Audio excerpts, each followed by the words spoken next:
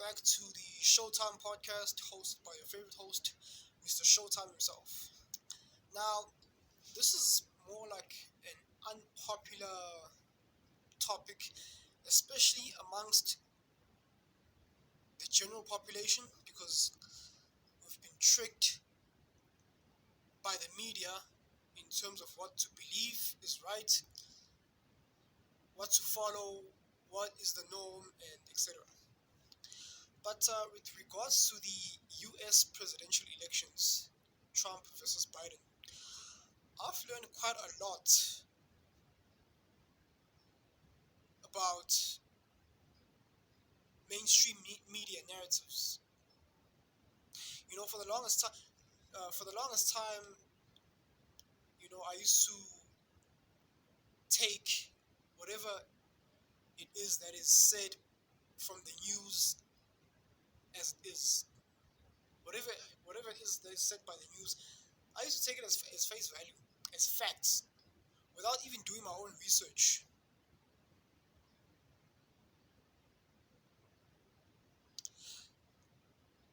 Now, as a South African, obviously I'm not an American.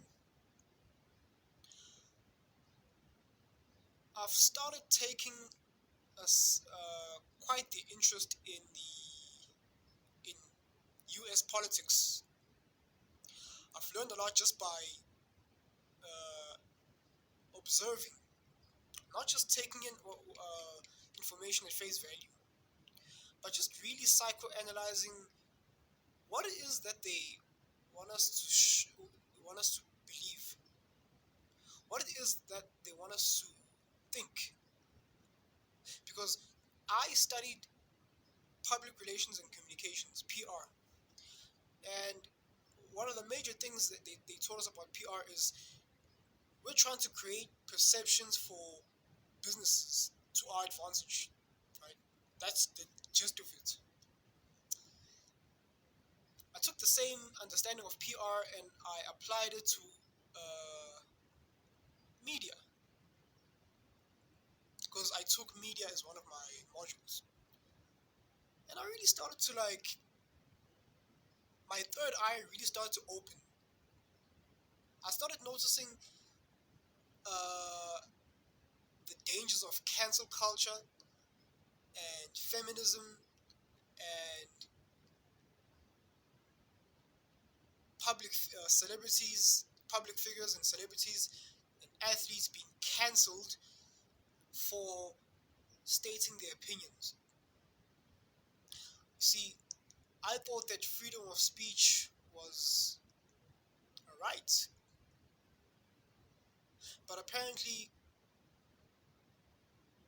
in today's society, well, it's almost dead because nowadays you can't so much as say something without offending anyone, as long as it doesn't align with their own beliefs.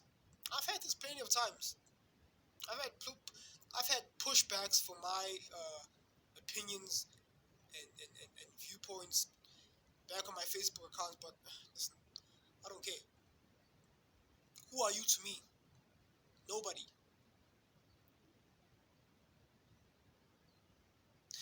Who am I to you? No one. So why are you getting butthurt over someone else's opinion? Okay, because you have opinions, and quite frankly, I don't.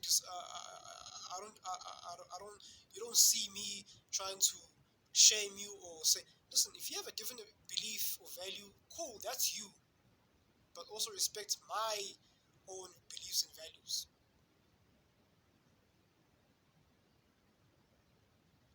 People no longer can just agree to disagree. But I digress. Actually, no, I don't. It's still on the main topic. I've learned a lot from following the US presidential elections between current US President Donald Trump and the running candidate Joe Biden. And for the longest time, people would say, "Oh, Trump is racist. Trump is this. He's bigoted. He's sexist. This and that and that." People hated Trump, but if you really ask them, why do you hate Trump? Oh, he's racist. So the other presidents weren't racist.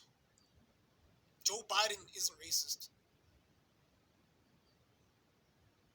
I mean, this is the same person that called black people super predators, along with Hillary Clinton. Yes, do your research. You'll find some pretty vulgar things that Joe Biden himself said. Has Trump said some racist things too? Absolutely.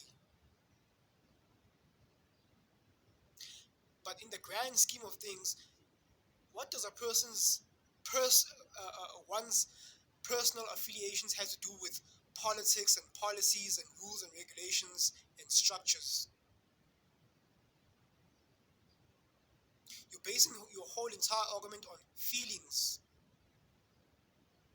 That's not what a mature person does. That's not what an adult should do. Now listen, have you ever noticed that Trump never seems to get positive reviews from mainstream society? I mean, we know for a fact what President Trump has done, not just like like in general, but especially for the black community itself.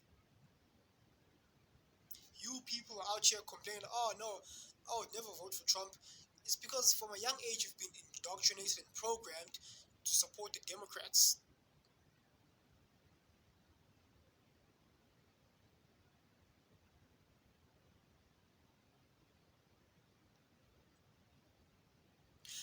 Joe Biden once said himself that if you don't vote for the Democrats, you're not a black person,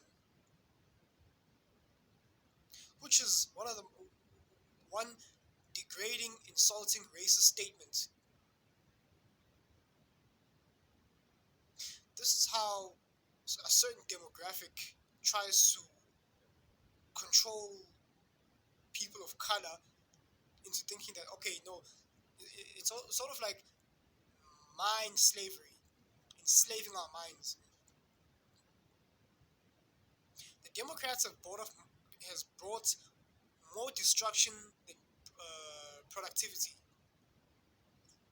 Let's talk about the Obama administration.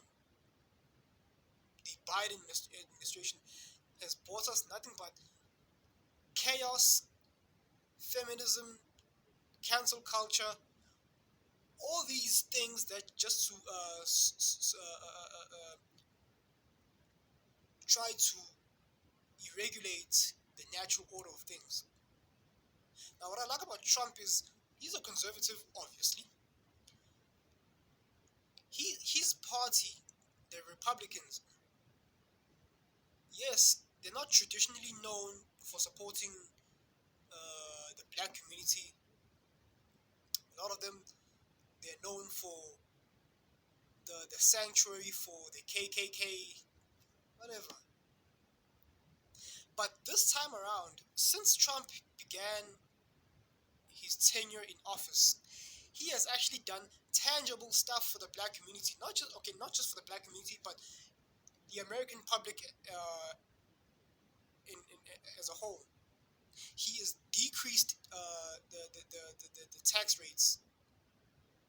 He even called certain celebrities such as 50 Cent and Ice Cube. They try to negotiate a contract that will benefit the black community as a whole. And Ice Cube obliged. There were negotiations. They were like, okay, if we're gonna vote Democrats, give us a reason. Okay, Trump was like, okay, come, let's talk. This is what we can do. This is what we can do. This is what we can do. And for the first time ever, the black community has benefited largely to epic proportions. However, Ice Cube got some backlash. Surprise, surprise.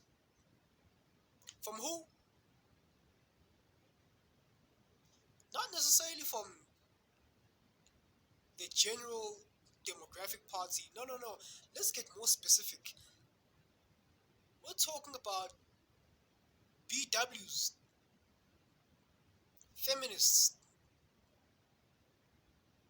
See, what you have to understand is feminists have pushed a gynocentric society for so long where they want to be in charge.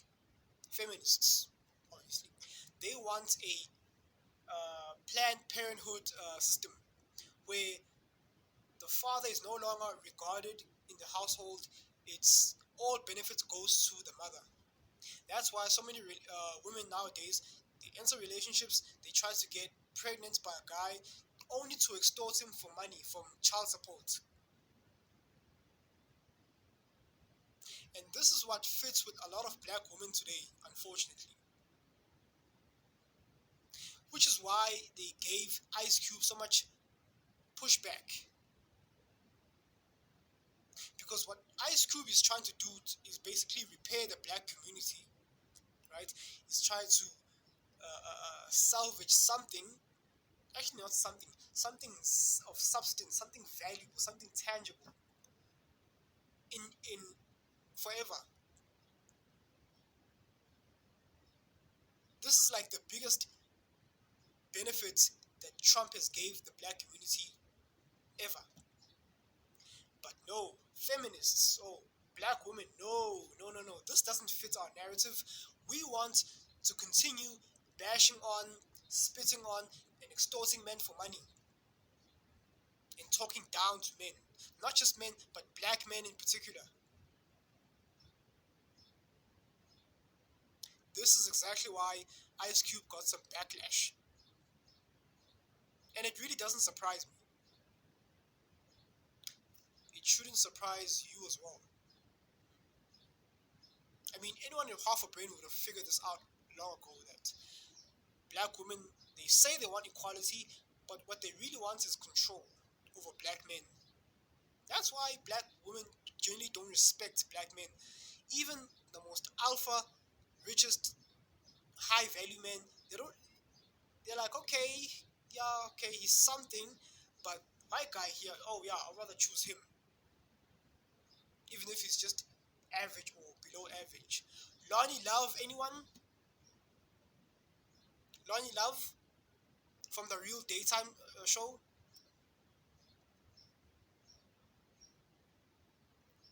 Correct me if I'm wrong, people. Correct me if I'm wrong. Even as a black South African, I've realized this. I've done enough research to realize that even these influences, these American influences, have had a reflection and an impact, a ripple effect here in South Africa as well. Now you might be thinking, oh no, it's South Africa. We're halfway around the world. It doesn't matter.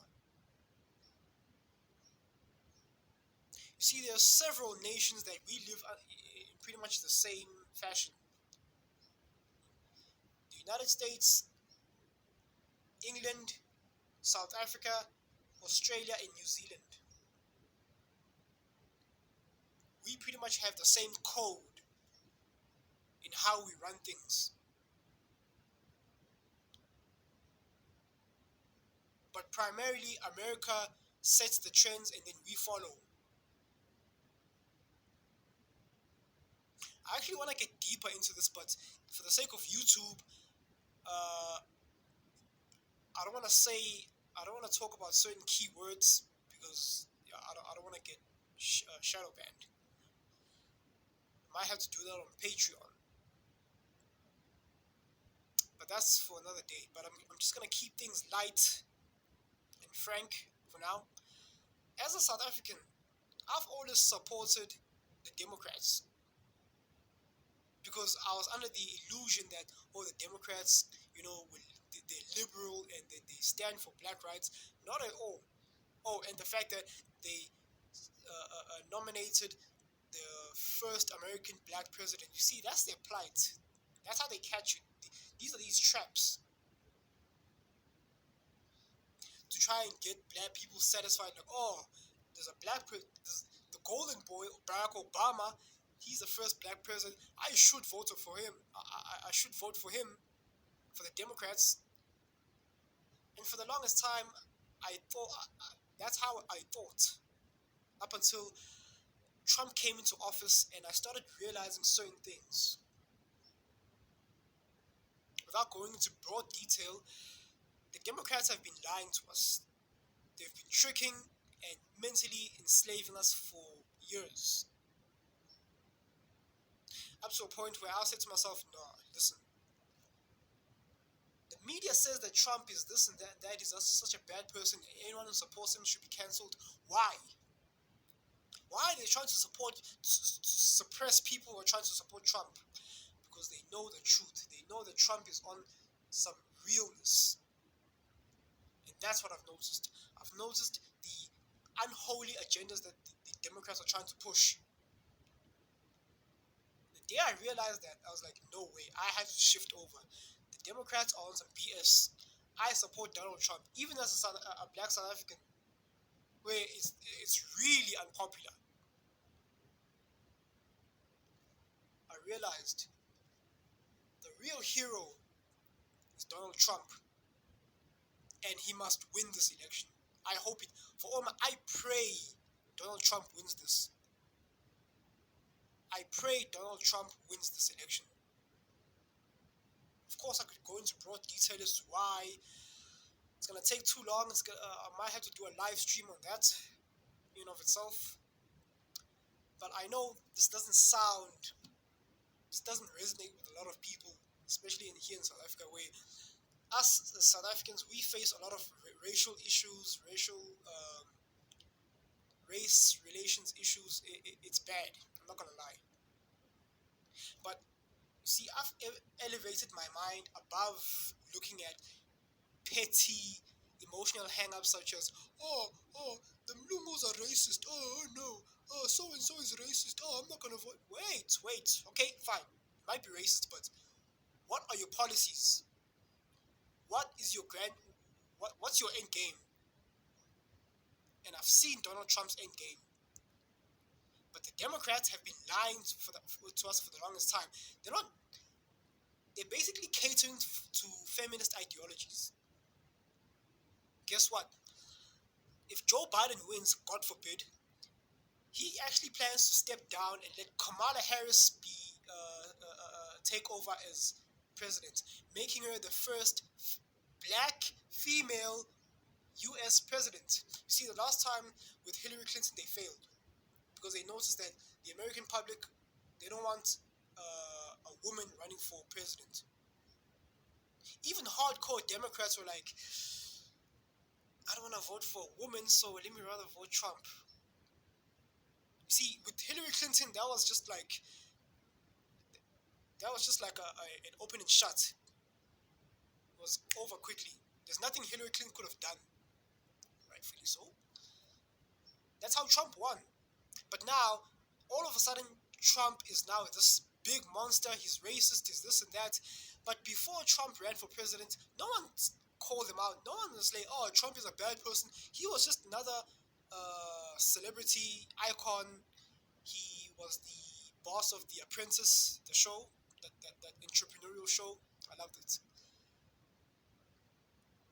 Only until he became president that the left understand something. The Democrats own mainstream media. Now they're trying to put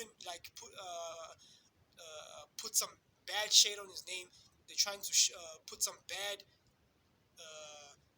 image on his name, saying that, oh, now Trump is racist, and people have followed suit. The mass public has followed suit. But why?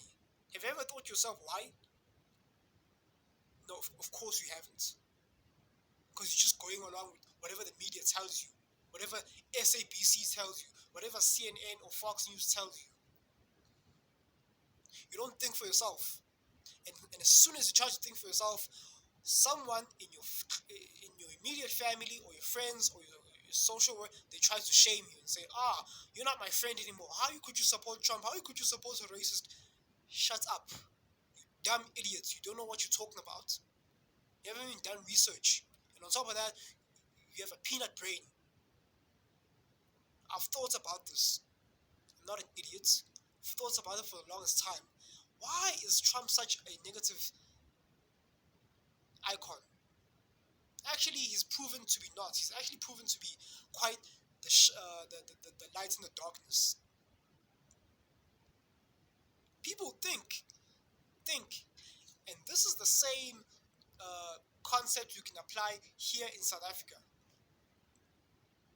Black people are just so hell bent on sticking to the ANC, even if it's to their detriment. They don't think. They know some of them either they know the ANC is corrupt, but they choose to be in denial. They give it like one of the most illogical, dumbest justifications why the ANC why they vote for the ANC. Or some of them, most of them, they don't even know how to analyze politics. They have no clue, especially our elders. They were not educated, so they don't know how to analyze politics. They just told that ANC freed you from apartheid. That's what you owe to the ANC. And then they're like, yes, okay, fine. No matter what the ANC does, keep voting for ANC because they freed us from apartheid. Yes, but what is the ANC doing today? That's what matters. What is the ANC doing today?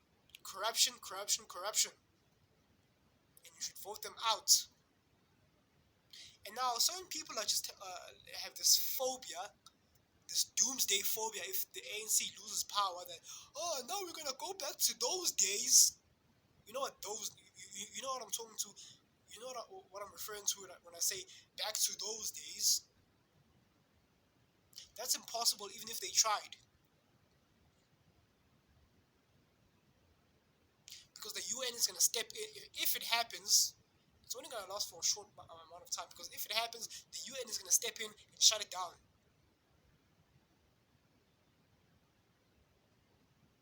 But most of you don't know that because you all don't think.